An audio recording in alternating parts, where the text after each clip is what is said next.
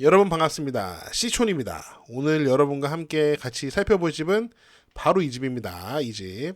새 집이에요. 새 집. 제가 오늘 여러분과 이 집을 살펴보고자 하는 이유는 바로 여기. 이 강아지. 뒤태가 너무 아름답지 않나요?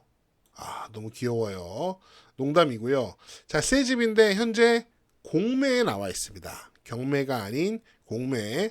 경매가 아닌 공매의 장점은 경매는 법원에 가야 되는데 공매는 여기 온비드 사이트에서 전자 입찰로 이루어지고 있습니다. 현재 이 공매 물건은 어제 11월 25일부터 내일 11월 27일까지 기간 입찰이 현재 진행 중이에요. 딱 보고 마음에 들면 여기서 바로 입찰을 해버리면 됩니다. 여러분 그렇다고 영상 보고 바로 입찰 버튼 누르란 말씀은 아니고요. 제가 영상으로 분석은 꼼꼼하게 해볼 테니까 관심 있는 분들은 당장이라도 현장 가서 확인을 하실 것들이 몇 가지 있습니다. 자, 아무튼 꼼꼼하게 현장 살펴보고 공매 물건 분석해 보도록 하겠습니다. 우선 지도로 위치를 확인해 보도록 하겠습니다. 여기는 충북 옥천군 청산면입니다. 지금 보시면은 공매 물건 전원주택 여기에 있고요. 청산면 시내가 바로 서쪽에 있습니다. 그리고 조금 동쪽으로 여기에 전원주택 단지를 만들었죠.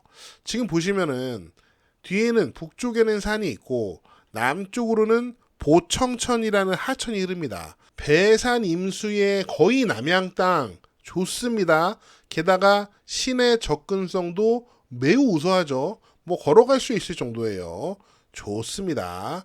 자, 이 마을을 보시면은 이렇게 전원주택 단지를 조성해서 분양을 하던 중에 이 집들이 몇 개가 분양이 안 돼서 현재 공매에 나온 상황이에요.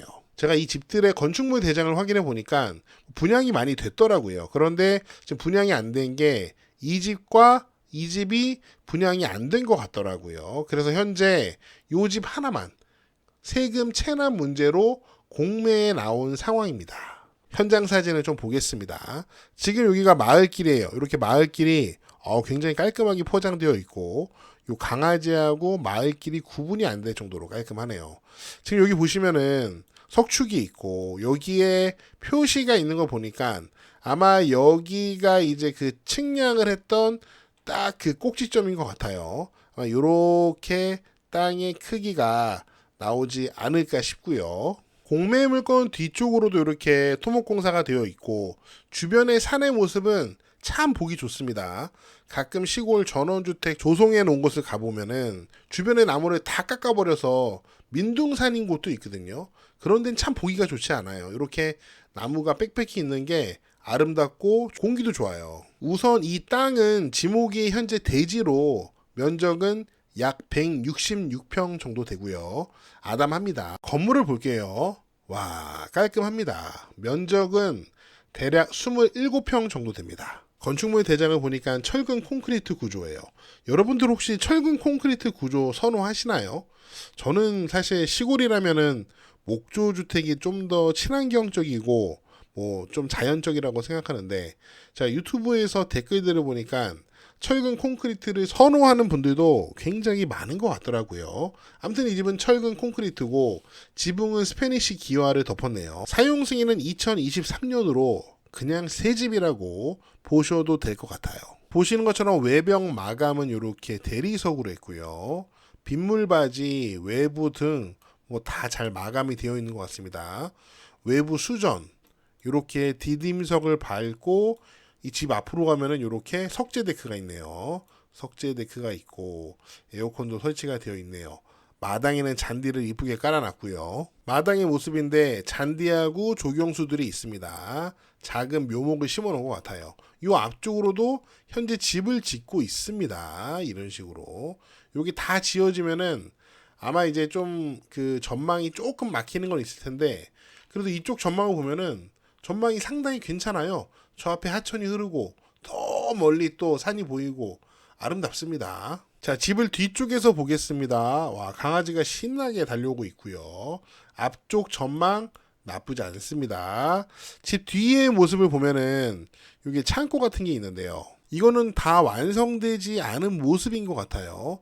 보일러실은 아닌 것 같아요. 왜냐면 여기 보일러 연통이 건물 안쪽에 있으니까 요건 보일러실은 아닌데 아무튼 뭐 만들다 말았습니다. 여기 LPG 가스통 보이고요. 집의 뒷면은 대리석으로 마감하지 않았고 그냥 몰탈로 이렇게 마감을 한 것 같아요. 2차선 도로에서 보면 이런 모습이에요. 요 남쪽으로 하천이 있겠고, 자, 이 길로 들어가면 전원주택 단지가 나오는데 마을길을 이런 식으로 포장을 해놨습니다. 여기 전원주택지 분양이라고 광고판도 보이고요. 자, 그럼 공매 물건 꼼꼼하게 분석해 보도록 하겠습니다. 공매 물건 관리번호 확인하시고요. 감정가가 이게 2억 6천 정도 되는데 현재 40% 빠졌습니다. 현재 최저가는 1억 5천 9백만 원으로 현재 1억 이상 빠졌다고 볼 수 있겠죠. 여기 보시면은 공매가 압류재산 공매예요. 공매에는 여러 가지 공매가 있는데 압류재산 공매가 경매랑 제일 비슷합니다. 경매 같은 경우는 채권자에게 돈을 갚지 않아서 채권자가 법원에 경매를 신청한 거고, 압류재산 공매 같은 경우는 세금을 체납해서 국세징수법, 지방세징수법에 의거해서 공매로 집을 넘겨버리는 겁니다. 현재 여기 공매 위임 기간이 남대구 세무서라고 되어 있죠. 남대구 세무서에서 요거를 압류해서 압류재산 공매로 넘길 상황입니다. 토지하고 건물이 일괄로 매각이 되고 있어요. 자, 이 집에 관심 있는 분들 입장에서 가장 중요한 권리 분석은 임차인 권리 분석이 되겠죠. 압류재산 공매 물건의 압류재산 명세서를 보면은 우리가 임차인 권리 분석을 할 수 있는데요. 이 물건 상세 정보 하단에 입찰 정보 탭이 있습니다. 여기 쭉 내려오시면은 현재 진행 중인 기간 입찰의 공매 재산 명세가 있어요. 이걸 클릭하면은 공매 재산 명세서를 볼 수 있습니다. 압류 재산 명세서의 두 번째 장을 보면은 이렇게 임차인하고 이제 권리 관계들이 쭉 나열되어 있어요. 자, 우선 임차인을 보겠습니다. 임차인이 우선 권리 신고를 했어요. 자기가 2021년 1월 30일 날 여기 계약을 했다. 근데 여기 전입 신고는 미상이고 확정일자도 미상입니다. 그런데 권리 신고한 바에 의하면 5천만 원 주고 이제 여기 전세 계약을 했다. 이렇게 담당자에게 권리 신고를 한 것 같습니다. 자, 밑에 권리들을 보겠습니다. 우선 경매 같은 경우는 매각 물건 명세서에 최선 순위 설정, 말소 기준 권리를 딱 보여주는데 공매에는 그런 게 없습니다. 그래서 여러분 이걸 보고 어떤 게 말소 기준 권리가 되는지 스스로 확인을 하셔야 됩니다. 말소 기준 권리는 저당, 근저당, 압류, 가압류, 담보가 등기, 전세권, 경매 개시 결정 등기 중에서 날짜가 제일 빠른 게 말소 기준 권리인데 여기에서는 얘가 말소 기준 권리가 됩니다. 2023년 4월 4일 채권 최고의 2억의 근저당권이 말소 기준 권리가 되는데 만약 이 근저당권이 설정된 날짜보다 이 임차인의 전입일이 빠르다면 요 날짜보다 빠르다면 이 임차인은 대항력이 있고 만약에 요 전입신고 날짜가 말소 기준 권리보다 느리다면 대항력은 없습니다. 그런데 현재 이 임차인은 전입신고일자와 확정일자가 미상입니다. 공매 담당자도 모르겠다는 거죠. 그런데 압류재산 명세서의 첫 번째 장을 보면은 전입세대 열람 내역에 없다고 뜹니다. 그러니까 이 집에는 전입한 세대가 없다는 거죠. 자, 참고로 전입세대 열람 내역은 감정평가서 작성 시 발급된 확인서 기준으로 입찰 희망자는 반드시 재확인 및 사전 조사를 해라 라고 쓰여 있는데 아무튼 감정평가서를 작성할 당시에 전입세대 열람을 해보니까 전입세대가 없다고 합니다. 전입이 대항 요건입니다. 전입을 하지 않았다면 대항력이 성립하지 않아요. 제가 봤을 때는 요건 아마 대항력이 없는 임차 주장이 아닌가 싶어요. 자, 그리고 압류재산 명세 여기 점유관계 현황을 보면은 체납법인 직원과 대면 면담했다 현장에서 주소지 건물은 체납법인 직원의 숙소로 사용 중이라고 했습니다. 그래서 아마도 이 집은 현재 여기 공사를 하고 있는 직원들의 숙소로 사용되고 있었던 것 같습니다. 내가 봤을 때는 분명히 대항력이 없는 것 같은데 만약에 대항력이 있다고 해도 자, 이 임차인이 그러면 1순위 채권자가 돼서 요 근저당권보다 먼저 요 보증금을 배분을 받습니다. 그리고 요 말소 기준 권리인 근저당권 요 아래에 있는 권리들은 모두 공매 과정을 통해서 말소 소멸되기 때문에 낙찰자에게 인수가 되지 않거든요. 그래서 권리관계가 큰 문제가 없는 공매 물건이 아닌가 싶습니다. 그런데 이 공매 물건에 관심 있는 분들은 확인할 것이 두 가지가 더 있습니다. 여기 보시면은 공매 물건이 요 대지하고 건물만 나왔어요. 즉, 요 도로 지분은 공매에 포함되어 있지 않습니다. 도로가 여기 상당히 길죠. 이렇게 도로가 깁니다. 미쓰고 부동산에서 이 도로의 소유 현황을 한번 보시면은 지금 법인을 포함한 공유인 3명이 이 도로를 지분으로 갖고 있는 것을 확인할 수 있습니다. 여러분 아실 겁니다. 원칙적으로는 이렇게 전원주택 단지에 1단의 택지를 조성하면서 그 마을에 쓸 도로로 이렇게 개설하는 경우에는 배타적 사용 수익권을 포기한 것으로 보는 대법원의 판례가 많이 있습니다. 그래서 이런 경우에는 길을 막을 수가 없어요, 원래는. 근데 여러분 또 아시잖아요. 세상이 무슨 대법원 판례대로 다 돌아갑니까? 대법원 판례와 현실의 괴리는 있을 수 있어요. 그래서 요 공매물건 관심 있는 분들은 요 마을 도로 사용 관련해서 꼭 현장에서 확인을 해보실 필요가 있습니다. 제가 확인해 보니까 지금 이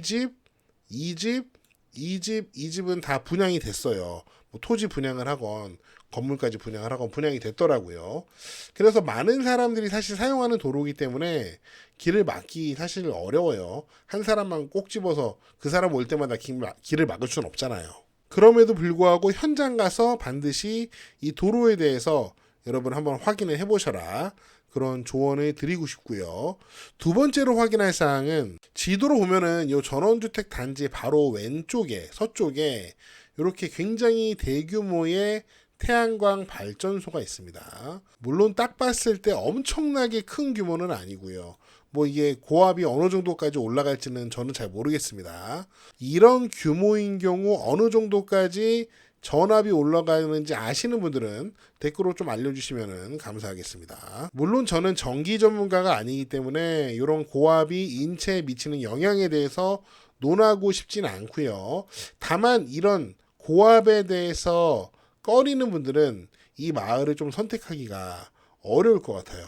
관심 있는 분들은 이 태양광 발전소까지 확인하시고 입찰을 고려하시는 게 좋을 것 같습니다. 미쓰고 부동산에서 실거래가를 한번 확인해 보면은 뭐 토지 거래가는 뭐 비교 대상이 좀 안 되는 것 같고 요 집 같은 경우 바로 옆에 있는 집이 2022년도에 2억 3천에 거래가 된 것을 우선 우리가 하나 확인할 수 있고요. 그 다음에 요 밑에 있는 집은 현재 공매 물건의 소유 법인이 갖고 있는 집인데 뭐 이 집도 2022년도에 2억에 뭐 거래가 됐다고 신고가 되어 있네요. 아무튼 이런 실거래가를 여러분 좀 참고를 하시고요. 나머지 이 집들은 아마 토지를 분양받아서 이제 각자 그 토지 분양받은 사람들이 집을 지은 것 같습니다. 네, 제가 준비한 내용은 여기까지입니다. 여러분은 이 집 어떻게 보셨는지 여러분의 다양한 의견을 댓글로 남겨주시고요. 저는 다음 영상에서 더 재미있고 유익한 내용으로 돌아오겠습니다. 여러분, See you again.